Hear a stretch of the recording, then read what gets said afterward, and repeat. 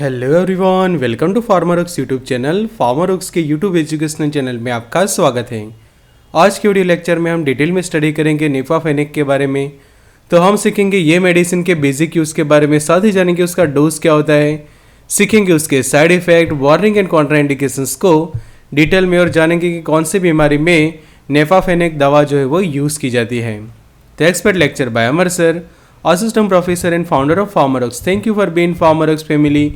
Updated रहिए farmer knowledge के साथ, सीखिए अलग अलग बीमारियों के बारे में, उनके उपचार के बारे में, दवाइयों के बेसिक यूज़ के बारे में, dose, side effects, warning and contraindications को डिटेल में 1 साल तक अफोर्डेबल प्राइस में सरल भाषा में फार्मरऑक्स के ऐप ऊपर। तो Android user Android app download करें, आईफोन यूज़र ऐप स्टोर से, लिंक आपको डिस्क्रिप्शन बॉक्स में मिल जाएगी, या फिर 9016312020 नंबर पर आप हमें कॉल या व्हाट्सएप कर सकते हैं। तो आप समझते हैं निफाफेनेक मेडिसिन के बारे में। तो ये एक ऐसे क्लास का मेडिकेशन है कि जिसको हम non steroidal anti inflammatory drug कहते हैं, और इसके पास 2 तरह की प्रॉपर्टी है। एक है एंटी इन्फ्लेमेटरी और दूसरी एनाल्जेसिक। एंटी इन्फ्लेमेटरी मतलब कि ऐसी मेडिसिन की जो सूजन कम करती है, और एनाल्जेसिक मतलब कि ऐसी दवाई कि जो दर्द को कम करती है, पेन किलर के तौर पे काम करती है।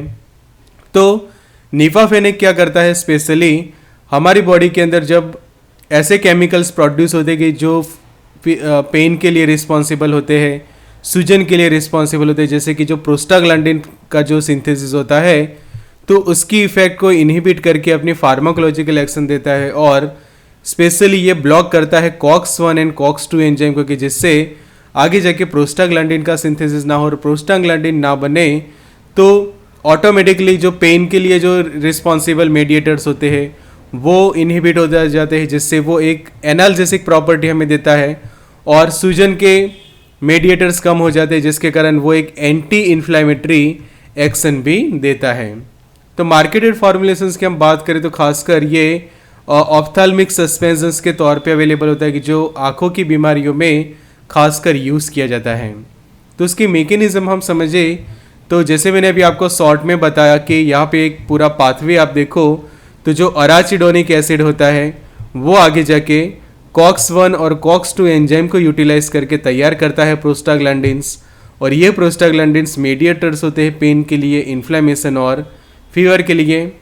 तो जब भी प्रोस्टाग्लैंडिन्स रिलीज होता है तो प्रॉब्लम ये होती है कि जहाँ पे भी ये रिलीज होता है वहाँ पे सूजन प्रोड्यूस करवाता है, मतलब कि वहाँ पे आपको सूजन हो जाती है, इन्फ्लेमेशन हो जाती है, वहाँ पे दर्द होता है, और कई बार लोगों को फीवर भी होता है।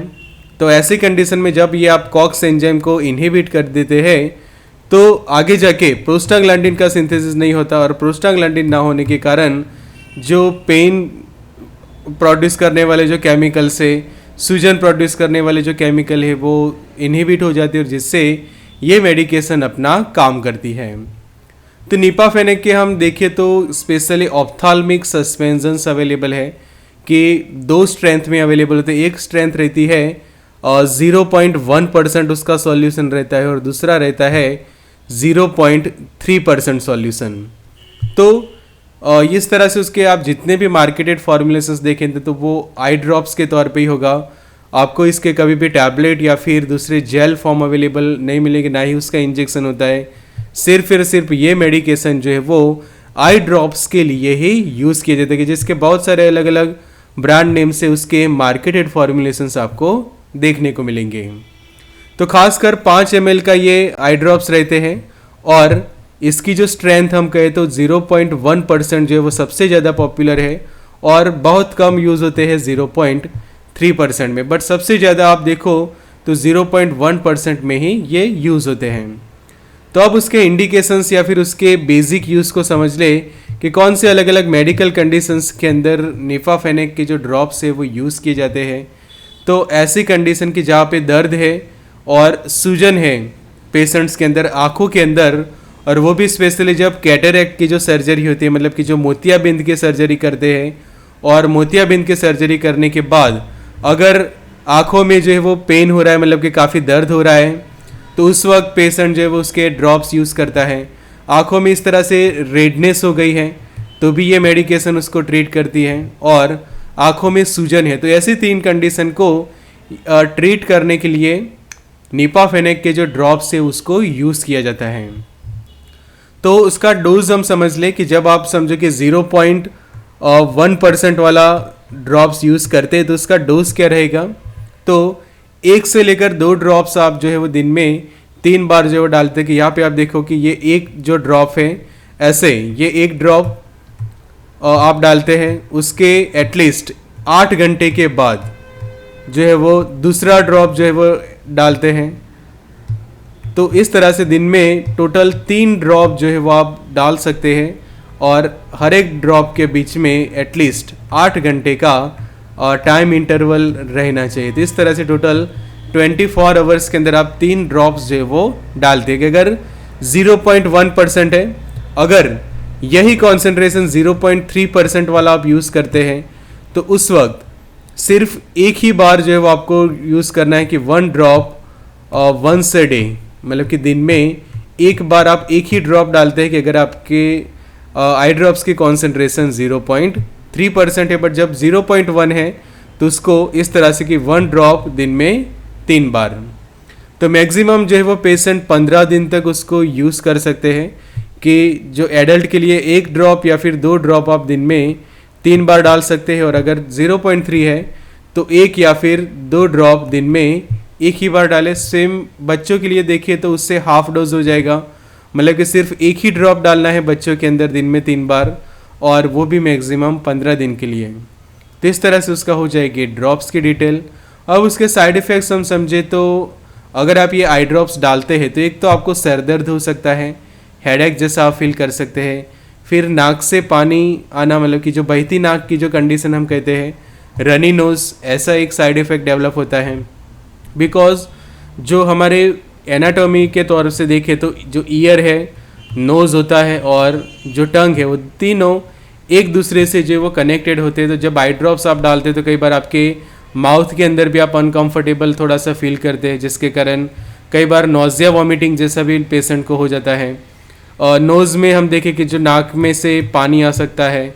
और दूसरे कुछ साइड इफ़ेक्ट्स देखें तो जो आपकी जो आंखें होती है वो स्टिकी, मतलब कि एक दूसरे से चिपक जाए ऐसा आप फील करेंगे।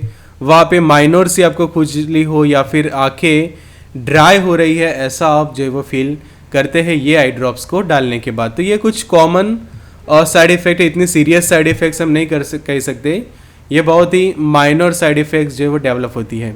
बट कुछ केसेस में सीरियस साइड इफ़ेक्ट्स देखने को मिलते हैं, जैसे कि रेड या फिर ब्लडी आइज की, जिसको कहते हैं कि लाल या खूनी आंखें, मतलब कि आंखों में से जैसे खून आ रहा हो ऐसे काफ़ी लाल हो जाती है आंखें ये ड्रॉप्स डालने के बाद। तो वो इंडिकेट करती है कि आपको ये मेडिकेशन की एलर्जी है।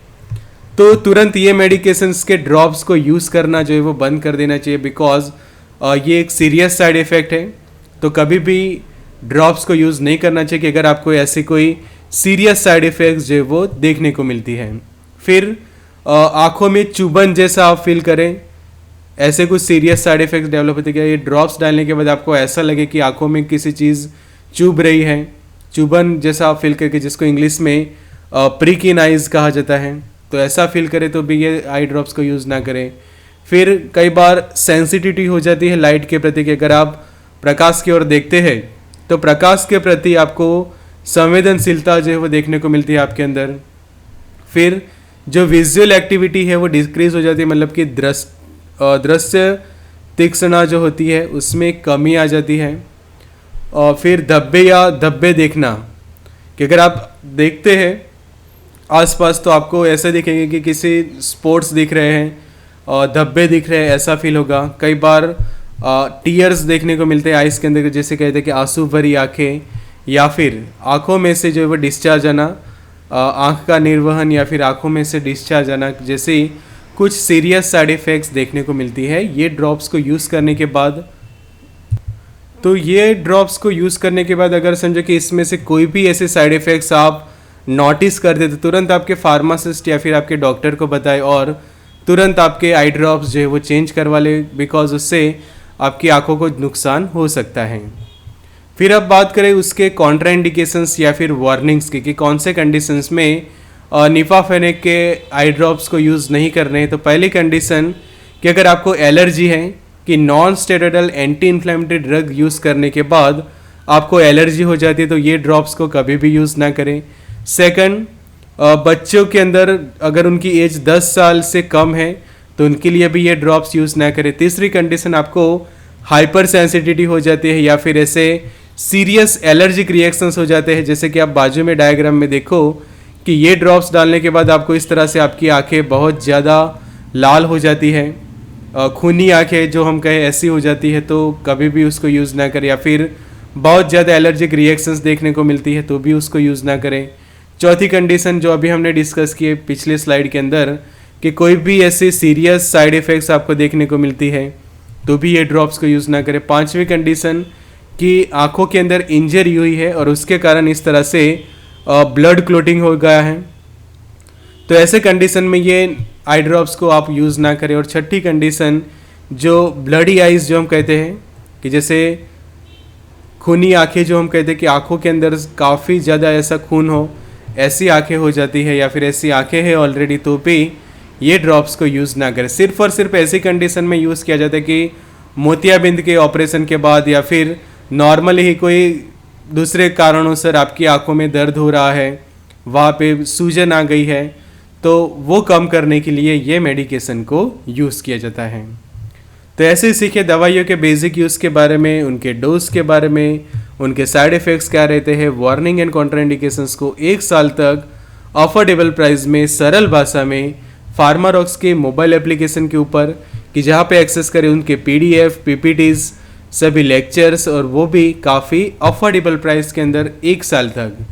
तो व्हाट्सएप कर सकते हैं 9016312020 नंबर पे, या फिर डायरेक्टली डाउनलोड करिए एप्लीकेशन फार्मारॉक्स।